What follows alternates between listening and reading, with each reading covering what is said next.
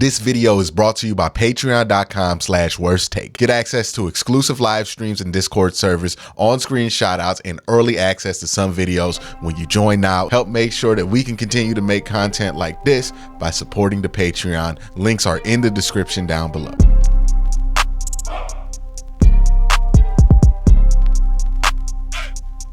Do the Browns have a championship offense with Joe Flacco at the helm? We know that they have a championship caliber defense right now. I don't think that's ever been a question at any point during the Cleveland Browns season this year.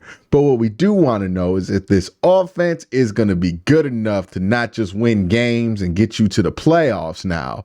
We want to know if it's going to be good enough to get you where you want to get to, which is, second round, AFC championship, likely to the Super Bowl, right? Like that's all where all the goals are for the Cleveland Browns. So what I'm going to do is something that I did when Deshaun Watson first went down for the year. When Deshaun Watson first went down for the year, I pulled up a bunch of numbers from the 2015 Broncos and the 2022 San Francisco 49ers and said, hey, this is where the Cleveland Browns should probably try to be at if they want to hit the goals that those teams hit offensively. Now, both of those teams, 2015 Broncos, 2022 49ers, were headlined by their defenses, similar to the 2023-24 Browns are headlined by their defense.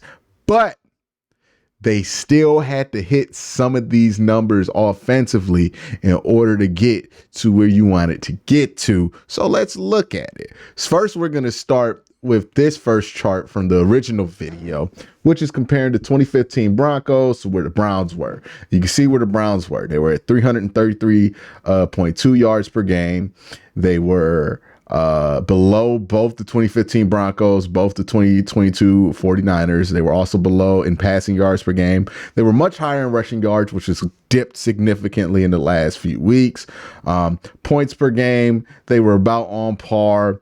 And then first downs, third down percentage. So that's where the Cleveland Browns were at. Now let's look at where they were since the bye week. Right? Well, not since the bye week. That's a bad one to put up because that's outdated. This is where they were in 2022 with Jacoby Brissett. They were averaging about 376 yards on offense, about 222 passing yards a game, 154 rushing yards, 24 points a game, 386 first downs prorated for a whole season with Jacoby Brissett. And then the turnover margin was about -7. So they had 7 takeaways and 15 giveaways. So that's where they were at with Brissett. Now we're going to look at where they are with the Flacco and DTR combination. And it's much, much, much more favorable, right? The Broncos in 2015 had about 355 total yards per game.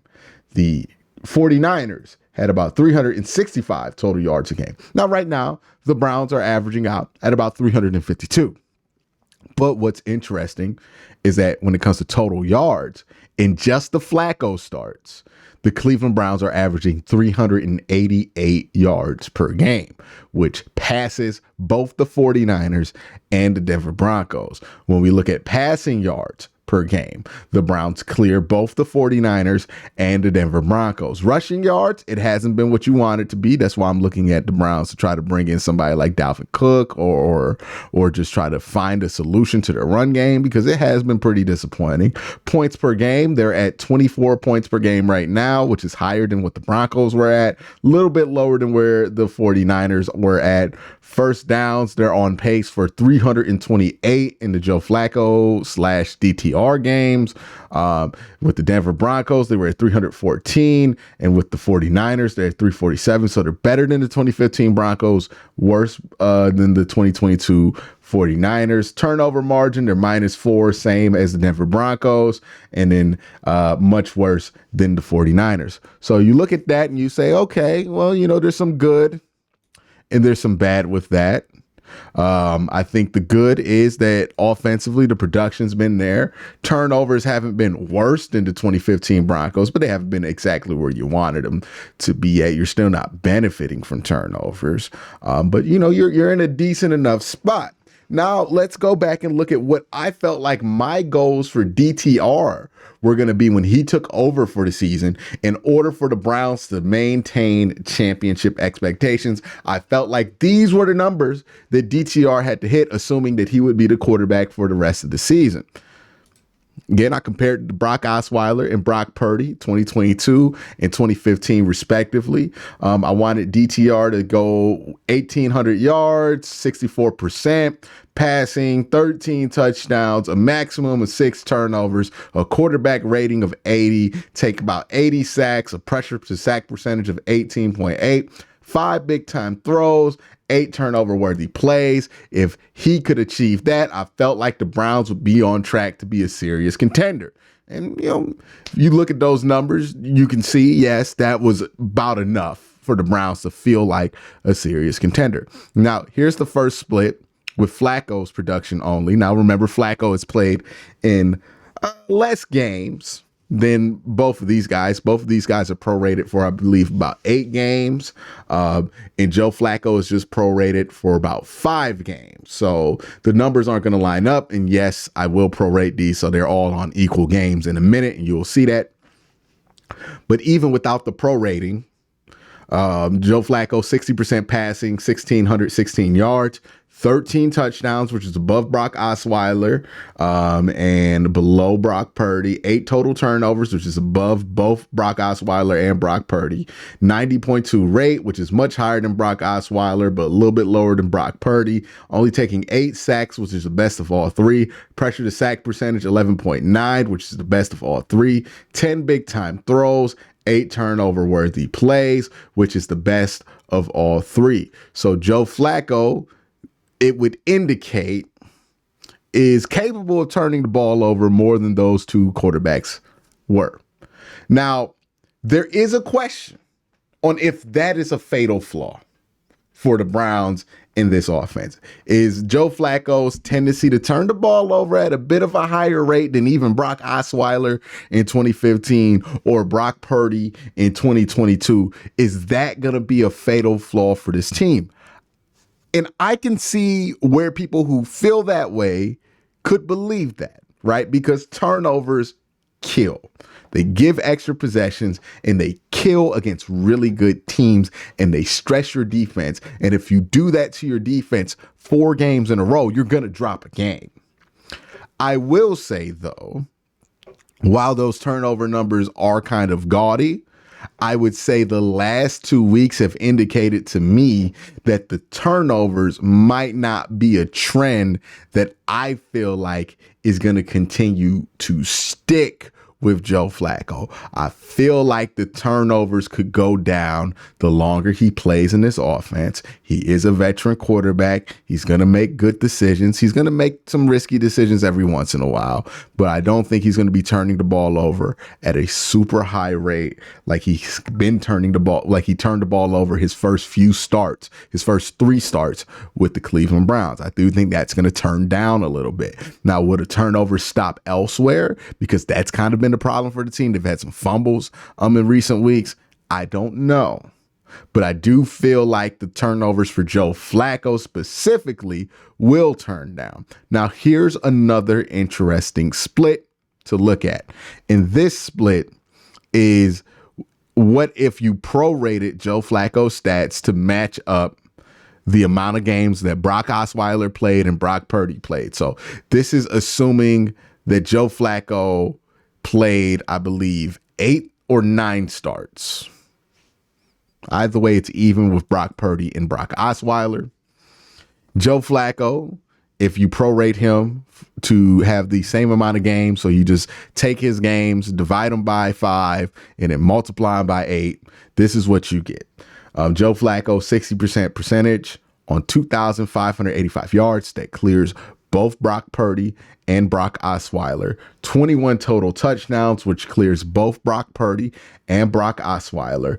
13 turnovers, which almost doubles Brock Osweiler and quadruples Brock Purdy. Again, I do feel like there is reason to believe that the turnover trend is on a downturn for Joe Flacco, but it is something that is most certainly a concern if you are a fan of the Cleveland Browns. You can't act like that does not exist.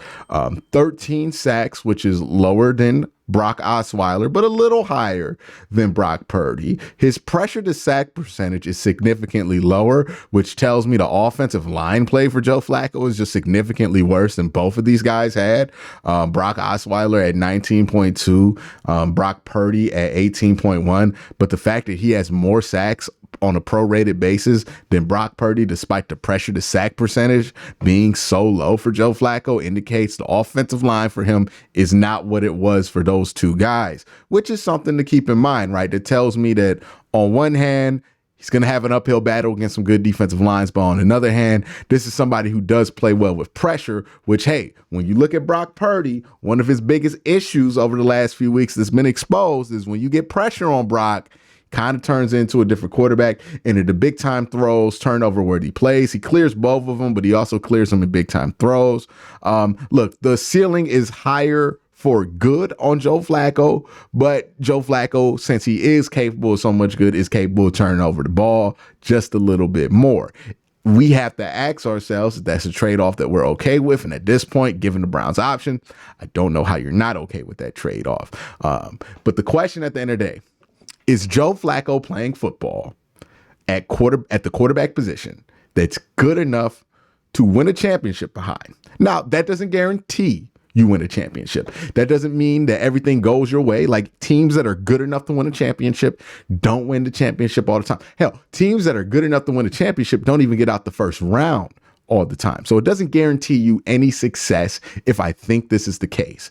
But yes, given past history, right? You look at Joe Flacco versus Brock Osweiler or Brock Purdy or Jimmy Garoppolo or Nick Foles or any other quarterback that's had a really good defense that's kind of headlined the show. Joe Flacco is playing at a higher level or at the same level as those guys. So history would indicate that, hey, if things do break your way, your offense is not something that will prohibit you from being able to win a championship if things go your way. Now, things going your way is a lot of the battle in the playoffs. We're going to have to see how these things shake out. It's going to be a interesting few weeks for the Cleveland Browns. But yes, I do think Joe Flacco is, if he continues to play on the path he is, if he continues to improve on the turnovers, is playing at a level to which you can win a championship with. And it's shocking to say this, but that's where I'm at with it. Let me know what you think in the comment section below. Are you moved by these numbers? Are you somebody who is on the anti-Flacco pack and now you're on the good, you're good with Flacco, or were you on the reverse? Let me know in the comment section below. Y'all have a great day. Have an even better night. Peace.